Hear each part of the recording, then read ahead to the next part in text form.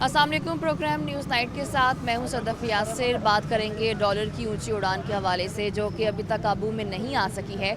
दिन ब दिन जो डॉलर का रेट है वो बढ़ता जा रहा है और ये ऐसी हुकूमत है जिसमें अब तक डॉलर पता नहीं 175 से भी ज़्यादा को क्रॉस कर चुका है और अभी तक कंट्रोल में नहीं है, जिसकी वजह से आए रोज़ महंगाई भी हो जाती है। डॉलर के साथ साथ हर चीज़ जो है उसके दाम जो होते हैं वो डबल हो जाते हैं। तो कुछ ताजिर मेरे साथ मौजूद है, मैं उनसे बात करूँगी इस बढ़ती हुई महंगाई पर क्या कहेंगे। अस्सलाम वालेकुम। जैसे कि आपको भी पता होगा कि डॉलर का रेट जो है वो दिन ब दिन बढ़ ही रहा है, कम होने के करीब तो वो आ ही नहीं रहा। तो डॉलर जब बढ़ता है तो क्या देखते हैं कि महंगाई किस किस चीज़ को अपनी लपेट में लेती है? बिस्मिल्लाहिर्रहमानिर्रहीम। सबसे पहली बात तो यह है कि हमारी बदकिस्मती ये है कि हमारी मईशत डॉलर के इर्द गिर्द घूम रही है। अगर डॉलर इंक्रीज़ हो रहा है तो हमारे ऑब्वियसली महंगाई बढ़नी है, ये तो अंडरस्टूड सी बात है। लेकिन प्रॉब्लम ये है कि हमारा जो वजारत ख़जाना है वहाँ भी कोई वज़ीर नहीं सही तरह काम कर रहा। 8 महीने 10 महीने से ज़्यादा कोई वजारत पे टिकता ही नहीं है। तो डॉलर की स्टेबिलिटी इन्होंने इतनी मुश्किल हमारे लिए बना दी है कि जिसकी वजह से महंगाई दिन ब दिन बढ़ती जा रही है। आप देख लें खुर्दनी तेल और बहुत सारी अजनास हैं जो हम बाहर के मुल्क से इंपोर्ट करते हैं। उस इंपोर्ट जब डॉलर का रेट बढ़ेगा तो ज़ाहिर बात है वो इंपोर्ट भी महंगी हो जाएगी। इंपोर्ट महंगे होने की वजह से महंगाई बढ़ेगी और जो गरीब आदमी है, जो ताजर है, बेसिकली ताजर बहुत परेशान है। ताजर की परेशानी की वजह ये है कि दिन ब दिन रेट बढ़ते जा रहे हैं, ग्राहक उनके पास आ नहीं रहा ख़रीदारी के लिए और बड़ी परेशानी बनी हुई है। परेशानी भी, और लेकिन इसमें हुकूमत की कारकर्दगी पर एक बड़ा सवाल भी उठता है कि अगर हम पिछले हुकूमत की बात करें तो तब इसहाक डार को मुंशी कहकर पता नहीं क्या कुछ कह देते थे। लेकिन उस टाइम पे क्या था कि इसहाक डार ने डॉलर को मुस्तहकम किया हुआ था, एक जगह पे स्टक किया हुआ था। लेकिन ये हुकूमत उस टाइम पे उनको बातें करती थी, लेकिन अगर अपने टाइम की बात करें तो वो उस तरीके को भी नहीं अपना सके। तो क्या लगता है कि उस हुकूमत के पास क्या ऐसा फार्मूला था कि वो डॉलर को इस कदर कंट्रोल में रख सके? दरअसल ये जो गवर्नमेंट है ये सीरियस है ही नहीं, ये किसी भी काम को लेके सीरियस नहीं है।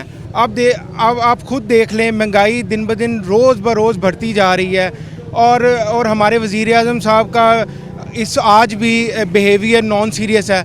वो यही आके टीवी पे कहते हैं सब कुछ ठीक है, सब कुछ अंडर कंट्रोल है, और आज भी हमारा कोई वज़ीर तो है ही नहीं जो ख़जाने मशीर वज़ीर आज़म चलते आ रहे हैं, पिछले 1.5 साल से चलते हैं। 3 साल दौरे हुकूमत में डॉलर की प्राइसेस कोई 40 से 42 रुपये बढ़ गई हैं।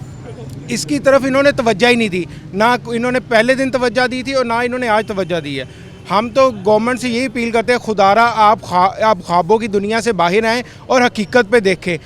हम लोगों का सोचें। अवाम बहुत परेशान है, अवाम दिन ब दिन पिसती चली जा रही है और हमारी हुकूमत वक्त से वज़ीर आज़म से रिक्वेस्ट है कि आप कोई भी अब इकदाम करें तो उसको मिसाली बनाएं कि ना कि सिर्फ टीवी कैमरे के आगे तकरीरें करें। बिल्कुल ऐसे है कि काम करना भी चाहिए। मुझे बताएं, आप क्या समझते हैं कि हुकूमत जो है, जैसे इन्होंने भी कहा कि संजीदा दिखाई नहीं देती अभी तक, इतना टाइम हो गया, ख़त्म भी होने वाली है उनकी हुकूमत, तो क्या वजह समझते हैं कि क्यों, क्या हुकूमत को, उन लोगों को पता ही नहीं था कि भाई हम हुकूमत में आने वाले हैं और हमें इस मुल्क को लेकर चलना भी है? बिस्मिल्लाहिर्रहमानिर्रहीम।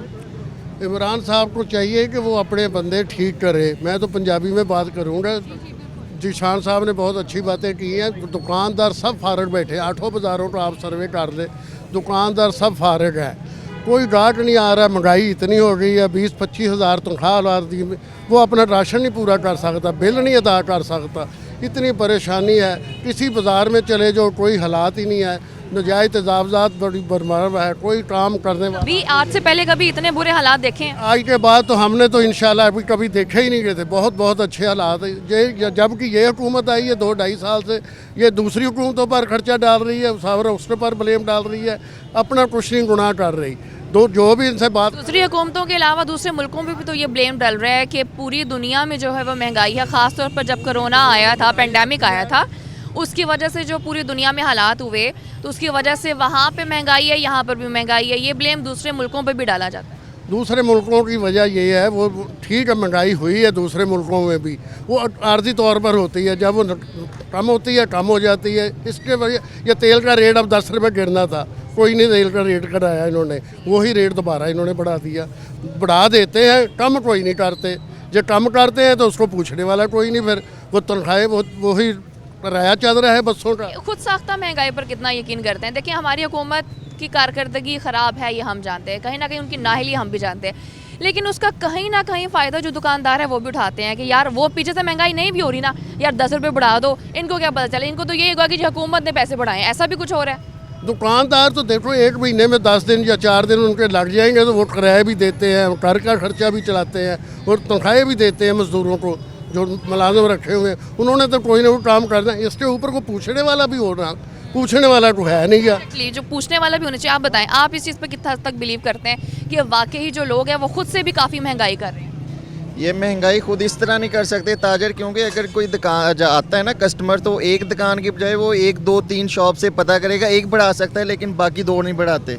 तो इस तरह का जो ताजर है वो नहीं खुद साख्ता बढ़ाई कर सकता। ये होता है कि अगर हुकूमत की तरफ से 2 रुपये बढ़ते हैं तो ये हो सकता है ताजर उसके 2.5 रुपये बढ़ा दे, इतना सिर्फ फ़र्क पड़ता है और ताजर ज़्यादा नहीं कर सकता, क्योंकि कस्टमर बहुत ज़्यादा समझदार हो गया। कस्टमर एक दुकान पे नहीं रहता, कस्टमर एक दुकान से छोड़ते आगे 4-5 शॉप्स पता करके फिर चीज़ लेता है। और ये हमारी एक सुन्नत भी है कि एक चीज़ हम जब लेने जाते हैं तो उसको पता करके 4-5 जगह से फिर तो ले। ऐसा नहीं हो सकता कि दुकानदारी आपस में एक्का कर लें कि भाई अब हमने ना खुद साख्ता कर महंगाई कर भी रहे हैं, 10 रुपये बढ़ा रहे हैं, तो आप लोगों ने भी इस चीज़ पे कायम रहना है कि 10 रुपये बढ़ाने ही बढ़ाने हैं? ये जो होता है ना इस तरह के हो नहीं सकता, क्योंकि हर एक को होता है कि मेरी चीज़ ज़्यादा से ज़्यादा सेल हो। अगर हम कर भी लेंगे लेकिन फिर भी आके वो कस्टमर जब आता है तो हम ऑटोमेटिक उसको बेनिफिट फिर भी दे देते हैं, क्योंकि ये नहीं हो सकता कि हम खुद साथ अपने। ये बताएं, ओवरऑल ये जो महंगाई होती जा रही है, हुकूमत की नाकामी कहाँ पर समझते हैं, कहाँ पर वो नाकाम हो रही है कि वो ये चीज़ें कंट्रोल नहीं कर पा रही? हुकूमत के पास इस वक्त टीम ही कोई नहीं है कि वो हमारा मुल्क चला सके। ये तो सिर्फ एक खुद साख्ता तौर पर इमरान खान साहब ने कर के जी मुझे उसने वज़ीर आज़म बन गए, अब सिर्फ उनको ये है कि मेरी वजारत चलती रहे, बाकी जो कुछ मर्ज़ी होता रहे। उनके पास टीम कोई भी नहीं है, ऐसे सिर्फ वो एक अपने आप को रखने के लिए चला रहे हैं कि मैं वजारत पे चला रहा हूँ, बाकी जो कुछ होता है मुल्क में होता रहे। हालांकि जो महंगाई इस वक्त तकरीबन 200-300% बढ़ चुकी है, लेकिन कुछ नहीं हो सकता कि ये पीछे नहीं जा सकती, लेकिन यहाँ पे स्टिल भी नहीं हो रही। ठीक है, आप इस चीज़ पे बिलीव करते हैं कि वाकई जो इस हुकूमत के पास टीम सही नहीं थी, इस वजह से ये लोग उसमें से परफॉर्म नहीं कर सके? जब आपको पता है गवर्नमेंट नई बनी थी, हमें उससे पहले भी हमें तकरीरों में कहा जा रहा था कि असद उमर हमारे वजारत ख़जाना संभालेंगे। इन लोगों ने सिर्फ तकरीरें की हैं, इन्होंने काम कोई नहीं किया, इन्होंने होमवर्क नहीं किया। जब कोई हुकूमत या कोई गवर्नमेंट बनने जा रही होती है, सबसे पहले वो अपना 1-2 महीने लगा के अपना होमवर्क करती है, ना बातें नहीं करती। इन्होंने सिर्फ बातें की है, इन्होंने हमें ख्वाब दिखाए हैं, बहुत बड़े बड़े ख्वाब दिखाए हैं तब्दीली के, ये वो, कभी कोई ख्वाब कभी कोई ख्वाब। आप तो उसी वक्त टूट नहीं जाना था जब असद उमर शुरू में ही अपनी वजारत छोड़ गए थे?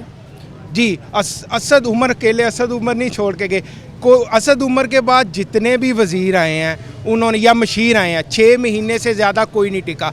6 महीने टिके हैं, उन्होंने अपने पैसे बनाए हैं, पैसे बना के वो निकल गए हैं। और उसके बाद मेरे ख्याल असद उमर के बाद आज तक कोई बंदा दोबारा पाकिस्तान में नज़र नहीं आया, जितना भी मशीर बने हैं वो सारे पाकिस्तान छोड़ के चले गए हैं। इसका मतलब कि इनकी भी वही पॉलिसी है जो ये दूसरों पे इल्ज़ाम लगाते थे, आओ पैसे कमाओ, पैसे खुद भी कमाओ, अपने साथ वालों को भी खिलाओ और खिला के चले जाओ। मुल्क का तो पाकिस्तान का बेड़ा गर्क इन्होंने कर दिया, पाकिस्तान का कोई पुरसाने हाल नहीं रहा। मेरी आपके चैनल के थ्रू हुकूमत वक्त से ये अपील है कि खुदारा अब तो हमारे बारे में सोच लें। अब तो हमारे बच्चे, हमारे मज़दूरों के बच्चे 2 वक्त की रोटी खाने के लिए भी बड़े परेशान हैं।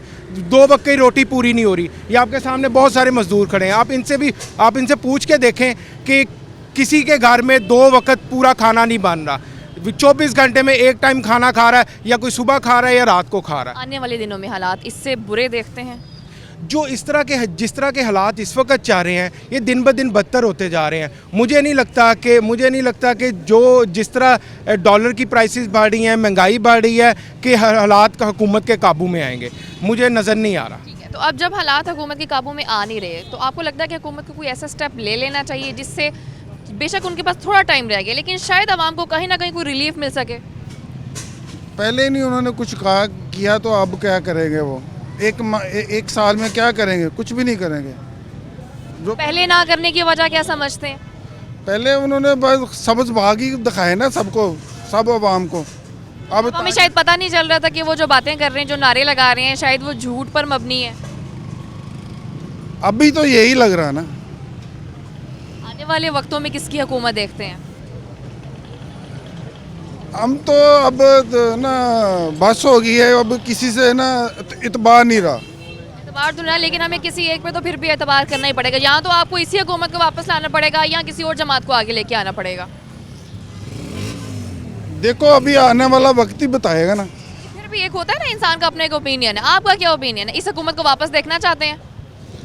नहीं, इस हुकूमत को बस हो गई, इन्होंने तो बस करा दी, आपकी ताजरों की करा दी, अवाम की करा दी। ठीक है, बिल्कुल ऐसे ही है कि लोग अब यही कहते हैं कि इस हुकूमत ने इनकी बस करा दी और आने वाला वक्त ही बताएगा कि अब किसकी हुकूमत आती है। यही हुकूमत रहती है या कोई और जमात है जो इस हुकूमत में आकर यहाँ पर अपनी जगह बनाती है। अभी वक्त हुआ ब्रेक का, साथ रहिए।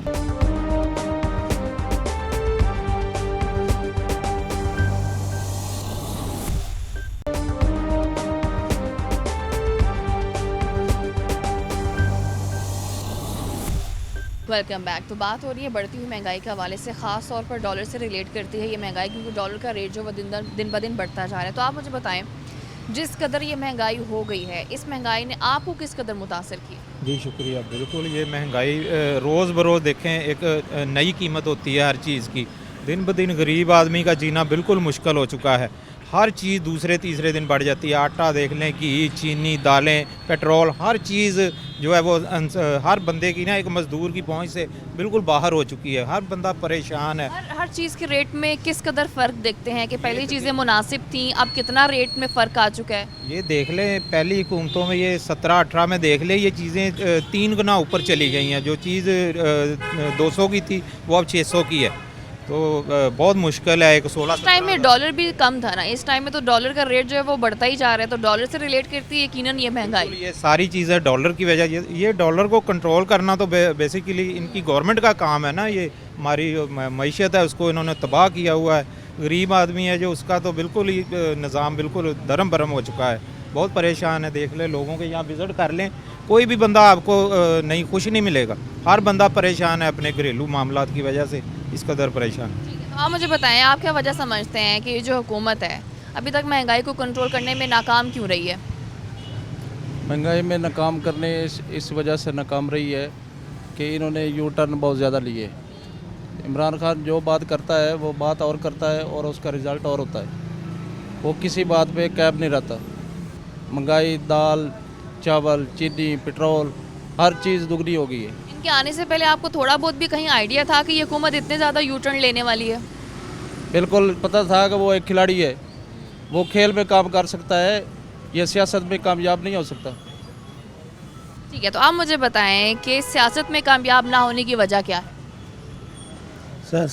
कामयाब ना होने की वजह, खेल में तो कामयाब रहे हैं हमारे वज़ीर आज़म, लेकिन सियासत में क्यों नहीं कामयाब हो सके? वो इसलिए कामयाब नहीं हो सके, उनको पहले तजर्बा नहीं था हुकूमत करने का। अब ऐसा ऐसा जब काम में पड़े हैं तो तजर्बा हो जाएगा शायद। ठीक है, तो आप भी ये समझते हैं कि ये जो तजर्बा है नहीं था इस हुकूमत को आने से पहले, क्या ये वजह है कि ये हुकूमत नाकाम हुई है? इनकी पॉलिसीज़ ही नहीं है, इनको मुल्क चलाने का पता ही नहीं है। ये एक्चुअली ये स्पोर्ट्स के खिलाड़ी हैं और मुल्क चलाना एक डिफरेंट चीज़ है। यहाँ पे पॉलिसी मेकर अच्छे चाहिए थे इनको, इन्होंने वो पुरानी पार्टियों का कचरा। जब हुकूमत में ये आ रहे थे तब हमें भी पता था कि ये खिलाड़ी हैं, तब हमारे जहन में ये चीज़ क्यों नहीं आई कि ये तो खिलाड़ी है, तो खिलाड़ी तो मुल्क चला नहीं सकेगा? तब वोट देने वाले भी हम ही थे। नहीं मैडम, हमने वोट दिया ही नहीं इनको। वो चंद अपना, आपको पता है, नासर हैं जो इनके पीछे हैं और वो नज़र आ रहा है कि वो पीछे हट गए हैं और आने वाले इलेक्शन में इनको नज़र आएगा कि अवाम इनको क्या करती है, इनका हाल जो इन्होंने अवाम का हाल कर दिया। ख़ासतौर पर सिकंदर साहब, हम बात कर रहे हैं डॉलर से रिलेट, तो क्या वजह समझते हैं कि ये हुकूमत आखिर इतनी नाकाम क्यों है डॉलर का रेट मुस्तहकम करने में? पिछली हुकूमतों ने कम से कम डॉलर का रेट मुस्तहकम रखा था, इस कदर बढ़ता नहीं था। इस हुकूमत में कम नहीं हो रहा लेकिन बढ़ता ही जा रहा है दिन ब दिन। देखें सदफ, मुखालफत बराए मुखालफत जो है ना, वो कोई मेरा ख्याल है कि मुकालमा नहीं है हमारा। असल में हमने देखना है कि डॉलर रेट बढ़ा क्यों है और इसकी वजह क्या बन रही है। इसकी वजह ये बन रही है कि आप देखें कि आपका इंपोर्ट बिल दिन ब दिन बढ़ रहा है, आपकी एक्सपोर्ट बिल जो है वो उस तरह इन्हांसमेंट जो होनी चाहिए वो नहीं हुई। एक आपके पास सिर्फ टेक्सटाइल सेक्टर रह जाता है कि जिसमें आप बिज़नेस कर रहे हो। इसके अलावा रियल स्टेट में लोगों ने इतना पैसा डंप कर दिया है कि अब वहाँ पे खरबों रुपया जो है वो वहाँ पे आपका चला गया। इसी वजह से आप एग्जामिन करें पूरी दुनिया की इकानमी को, तो वहाँ पे क्या है कि जहाँ पे इंडस्ट्री लगी है उस मुल्क ने तरक्की की है, जिसने हाईटेक इंडस्ट्री पे गया है उसने तरक्की की है। अब हम आ जाके करते क्या हैं, जब आप बच्चों के पैम्पर तक बाहर से इंपोर्ट करोगे, जब आप फूड आइटम्स बाहर से इंपोर्ट करोगे, अच्छा ये देखें ये 2-3 साल का मसला नहीं है, अब ये मसला है कि 72 साल से हमने पॉलिसीज़ जो हैं 60 के बाद जो चेंज आई है उसने हमारे मुल्क को तरक्की की रफ्तार, जो नेशनलाइजेशन जो की भुट्टो साहब ने, वहाँ पे तरक्की हमारी रुकी। इससे पहले पूरा एशिया का टाइगर बनने जा रहा था पाकिस्तान। अब हमने देखना ये है कि हो क्या सकता है। अब असल में अब एक बात है, अब मैं आपसे भी क्वेश्चन मैं कर लेता हूँ, मुझे बताएं कि इंपोर्ट गाड़ियाँ बहुत ज़रूरी हैं इस मुल्क में? क्या कुत्तों की खुराक मंगवाना बहुत ज़रूरी है इस मुल्क में? क्या हमने बाहर वाली सारी चीज़ें ख़रीदनी हैं? यहाँ भी बनती हैं।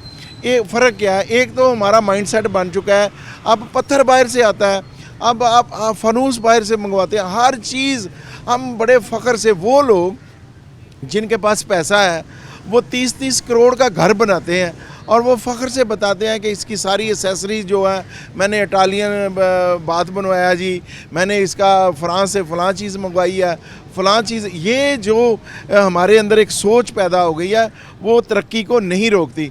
अब गवर्नमेंट किस चीज़ को बैन करेगी? ये हमने बहसियत कौमी, हमारा फ़र्ज़ भी बनता है कि हम उन चीज़ों की इंपोर्ट करें। और हमारा जो एक बात है, इसके साथ साथ हमारा जो सनतकार है उसको भी सोचना चाहिए कि मैं वो नई सनत लगाऊं। वो चीज़ गवर्नमेंट और स्टेक होल्डर, ये सारे लोग बैठे हैं आपस में।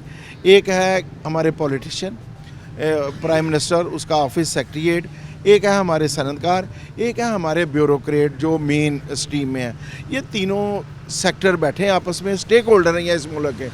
बैठ के देखें कि वो आइटम्स जो पाकिस्तान में हम बना सकते हैं, एक है हमारा अर्जेंट सॉल्यूशन, एक है हमारा लॉन्ग टर्म पॉलिसीज़ कि हमने किस पे अमल करना है। अब वो चीज़ जो हम यहाँ बना सकते हैं, अब आप 3-4 अरब डॉलर के महाना जब मंगवाओगे मोबाइल फ़ोन, तो मुल्क कैसे तरक्की कर सकता है? आपकी बातों से बिल्कुल लग रहा है कि आपको लॉजिकल चीज़ों को काफ़ी ज़्यादा नॉलेज है। तो इसी से रिलेट मैं एक चीज़ करूँगी कि जैसे ये कहा जाता है कि पूरी दुनिया में महंगाई है, इस पूरी दुनिया की महंगाई को आप पाकिस्तान की महंगाई से कैसे रिलेट करते हैं? अच्छा, अब हुआ क्या है, जब आप दालें बाहर से मंगवाते हैं, जब आपकी फ़ूड आइटम्स, मैं इस पे बात कर रहा, अच्छा ऑयल तो आपके पास पैदा नहीं होता, एक एडेबल ऑयल है खाने वाला तेल, वो भी आप मलेशिया, सिंगापुर और इंडोनेशिया से मंगवाते हैं।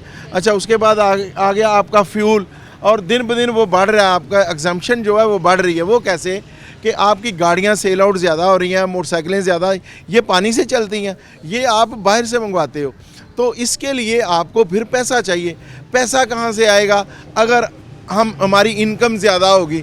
हमने यहाँ पे ये जो तरक्की है ये तो हो रही है, लेकिन इस बात पे हमने एक्सप्लोर ही नहीं किए कि नए वेल एक्सप्लोर करें, वहाँ से हमारी ये जो एनर्जी पे हम इतना पैसा खर्च करते हैं।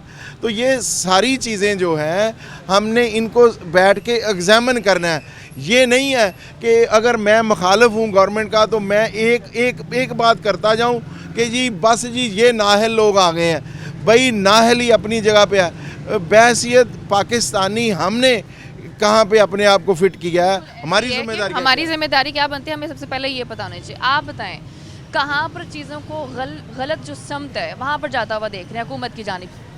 हुकूमत की जो पॉलिसीज़ हैं वो तो बेहतरीन हैं, लेकिन जो कानून है, जो अपना लॉ एंड ऑर्डर है, वो इम्प्लीमेंटेशन नहीं है। कोई भी कीमत अगर बढ़ती है तो वो जो अपना दुकानदार है उसको डबल कर देता है। चाहिए तो मजिस्ट्रेट जो है उस कीमत को कंट्रोल करे, फिर महंगाई कंट्रोल होनी है, अदरवाइज़ ये महंगाई काबू नहीं है। आप खुद साख्ता महंगाई की बात करें? खुद साख्ता महंगाई है, गवर्नमेंट की तरफ से तो है ही है अपना महंगाई, लेकिन खुद साख्ता महंगाई। लोग ये हुकूमत की नाअहली का फ़ायदा उठा रहे हैं। नाअहली का फ़ायदा उठा रहे हैं, कोई लाइन एंड ऑर्डर कोई नहीं है।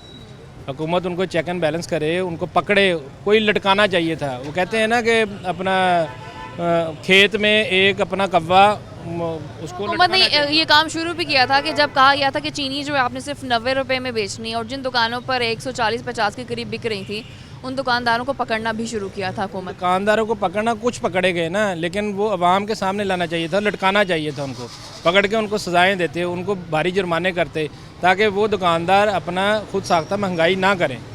ये सारा खुद साख्ता की हुई चीज़ें हैं हुकूमत की। वो साख्ता तो एक फैक्टर ये भी है, लेकिन इससे भी इनकार नहीं है कि वाकई जो महंगाई है वो होती जा रही है, आए रोज़ जो रेट्स भी बढ़ते हैं। ख़ासतौर पर अगर हम IMF से मुआहदे की बात करें तो जो हुकूमत ने उनसे जो मुआहदा किया है उसके तहत हर महीने 4 रुपये जो है वो पेट्रोल का रेट भी बढ़ना है। मतलब पहले से पता चल रहा है महंगाई होगी, तो ये किस हद तक सही समझते हैं कि पहले से हमें पता चल चुका है कि जी हर महीने जो पेट्रोल का रेट है वो बढ़ना है? देखिए वो तो अब बढ़ना ही है, इसको तो हम रोक नहीं सकते, क्योंकि हम कर्ज़े पे कर्ज़ा ले रहे हैं। जब तक कर्ज़ा अपना हमारा कम नहीं होगा तो ये तो हमें बोझ बर्दाश्त करना ही पड़ेगा। तो ये हुकूमत ने करना ही करना है, महंगाई आनी ही आनी है। इसको तो गवर्नमेंट जब कर्ज़े लेने बंद करेगी और पिछला कर्ज़ा उतारेगी, दैन ये कम होगा।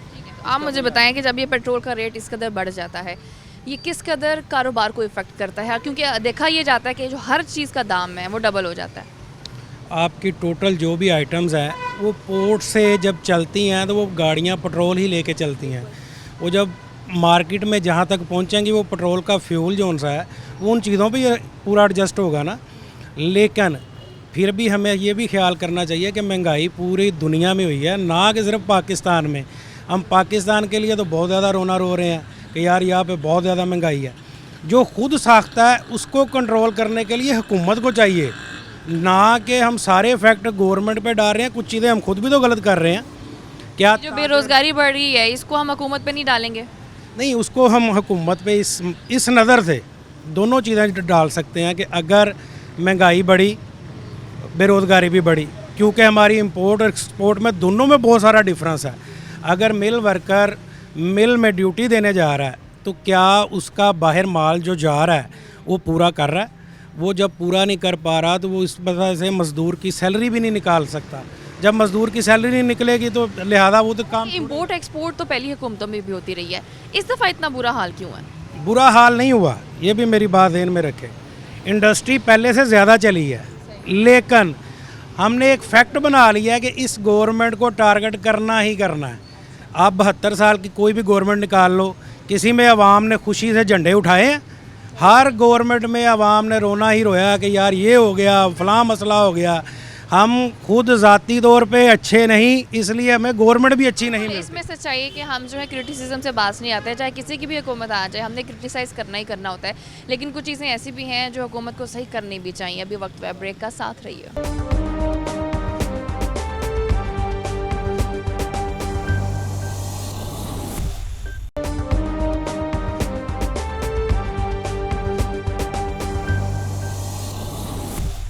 Welcome back. तो बात हो रही है डॉलर की ऊंची उड़ान की, तो अभी शराज बट मेरे साथ मौजूद है, मैं उनसे बात करूंगी। शराज, पहले तो मुझे आप ये बता दें कि आखिर वजह क्या है कि डॉलर का रेट मुस्तहकम नहीं हो रहा और लगातार बढ़ता जा रहा है? बिस्मिल्लाहिर्रहमानिर्रहीम। सबसे बड़ी वजह जो डॉलर के बढ़ने की है और रुपए के कमज़ोर होने की है, वो ये नज़र आ रही है कि एक तरफ तो डॉलराइजेशन भी हो रही है। हम जितना मर्ज़ी निगेट कर दें कि जी डॉलराइजेशन नहीं हो रही और लोग जो है डॉलर को स्टॉक नहीं कर रहे हैं, तो ये गलत इमेज है। डॉलराइजेशन हो रही है एक चीज़, और दूसरी चीज़ ये कि जो IMF के कर्ज़े हम ले रहे हैं वो बड़ी कड़ी शराइत के ऊपर ले रहे हैं, और यहाँ तक कि IMF ने हमारे प्राइवेट सेक्टर के ऊपर भी कुछ शराइत रखी हैं कि अगर आप हमारी इन कंडीशंस को पूरा नहीं कर पाएंगे then we will be able to encircle your private sectors as well, जिसमें आपकी मोटरवेज आती हैं, PIA आता है। तो ये वजूहात भी हैं जिसकी वजह से डॉलर की प्राइस जो है वो कॉन्टीन्यूसली ऊपर जा रही है। और इसमें I have no shame to say this कि जब हमारी IMF के साथ पहली मुलाकात थी, पहली निगोसिएशन होने जा रही थी, तो उस दिन IMF ने यह शर्त रखी थी कि आप यहाँ से आपका जहाज़ फ्लाई करे वाशिंगटन के लिए कराची से, तो वहाँ पे डॉलर एक्सचेंज रेट जो है वो 172 होना चाहिए, और उस वक्त 160 था। तो ये इतनी कड़ी शराइत जब होंगी तो ऑब्वियसली डॉलर तो वो उसकी उड़ान तो ऊपर जाएगी। कड़ी शराइत में एक शराइत हम पेट्रोल का रेट बढ़ाने को भी तो कह सकते हैं कि 4 रुपये IMF ने ये मुआहिदे में कहा है कि अगर हम आपको कर्जा दे रहे हैं तो हर महीने 4 रुपये पेट्रोल का रेट भी बढ़ेगा। पेट्रोल का रेट भी है और इसमें बिजली का रेट भी है।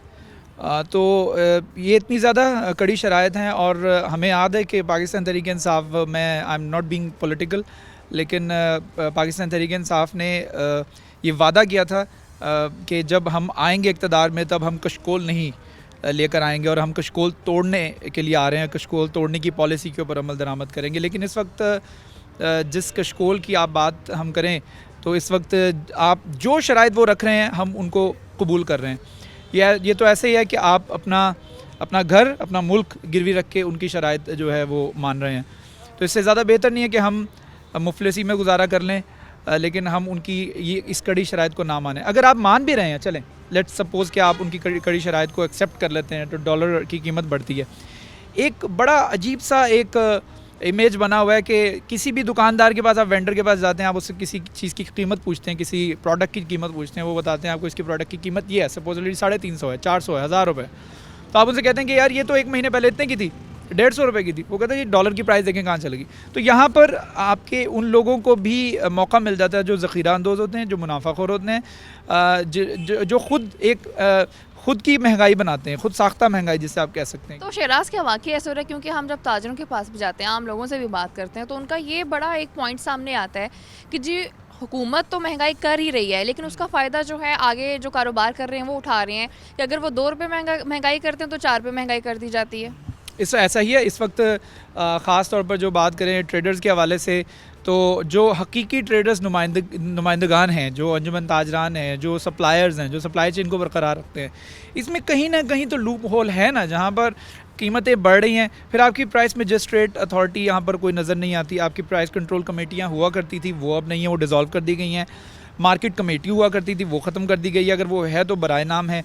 क्यों ऐसा होता है कि सब्जियों की कीमतें जो रेट लिस्ट के ऊपर लिखी होती हैं उस कीमतों के ऊपर आपको मार्केट के अंदर सब्ज़ी नहीं मिलती है। जो रेट लिस्ट के ऊपर गोश्त का रेट लिखा होता है आपको मार्केट में वो गोश्त का रेट नहीं मिलता है। ऐसा क्यों हो रहा है और इनको रोकने के लिए कौन मौजूद है? तो डॉलर को जवाज़ बना के इस वक्त डॉलर की कीमत अगर करंट सिनेरियो के हवाले से बात की 175 से लेके 176 और 80 के दरमियान में रिवॉल्व कर रहा है। तो अभी जो फॉरेक्स डीलर्स हैं उनकी जानिब से भी बताया जा रहा है, फोरकास्ट किया जा रहा है कि डॉलर 180 को बहुत जल्दी छूने जा रहा है। और ये एक अलार्मिंग न्यूज़ है कि अगर 180 तक पहुंचता है तो फिर कहाँ महंगाई जाएगी और कहाँ पर चीज़ों की प्रोडक्ट्स की कीमतें होंगी। क्योंकि इस वक्त घी, चीनी, आटा, दालें ये बेसिक नेसेसिटीज़ हैं गरीब की, और गरीब और मुतवसत तबका इस वक्त ये नहीं देख रहा कि हमारी एक्सपोर्ट कितनी बढ़ रही है या इस वक्त हमारा मुल्क कितना तरक्की कर रहा है। एक्सपोर्ट हमारे यहाँ हर दूसरे दिन ये खबर दी जाती है कि एक्सपोर्ट तरक्की कर रही है, एक्सपोर्ट बढ़ रही है जी, मुल्क के अंदर खुशहाली आ रही है। अगर आप इसकी रियलिटी ऑन ग्राउंड देखें तो ज़मीनी हक़ाइक़ ये हैं कि मुल्क में इस वक्त जो गरीब और मुतवसत तबका है वो मज़ीद पिसता चला जा रहा है, क्योंकि महंगाई इस वक्त आपके घी और ऑयल की कीमत 450 रुपये से ऊपर चली गई है, जो कि 150 रुपये हुआ करती थी। चीनी जो है 125 रुपये पे पहुँच गई है। जैसे आप महंगाई की बात कर रहे हैं तो हम डॉलर से जैसे रिलेट करते हैं कि जैसे आपने दालों और चीनी की बात की, ये 2 चीज़ें ऐसी हैं जो हम इंपोर्ट करते हैं। चले वो तो शिपमेंट में सारा पैसा चले गया, डॉलर का रेट जो है वो ज़्यादा हो गया, तो उसे हम कंसीडर कर सकते हैं कि इसलिए इन चीज़ों के रेट ज़्यादा है। लेकिन जो चीज़ें पाकिस्तान के अंदर मौजूद हैं, डॉलर का जब रेट बढ़ता है तो उनकी चीज़ें इतनी ज़्यादा महंगी क्यों हो जाती हैं? यही तो खुद साख्ता महंगाई है और इसी को रोकने की ज़रूरत है। लेकिन रोकने के लिए आपको प्राइस कंट्रोल कमेटियाँ चाहिए जो कि एक प्राइस के ऊपर, अब आप चलें लेट्स से एक मैं किसी स्टोर का नाम नहीं लेता हूँ, लेकिन फैसलाबाद के अंदर 1-2 स्टोर्स ऐसे हैं जो कि 1700 रुपये का आटे का थैला 20 किलो का फ़रोख्त कर रहे हैं। वो किसने उनको अथॉरिटी दी है? आटे का जो सरकारी रेट मुकर्रर है उसके मुताबिक 20 किलो थैले का रेट जो है वो 1250 रुपये।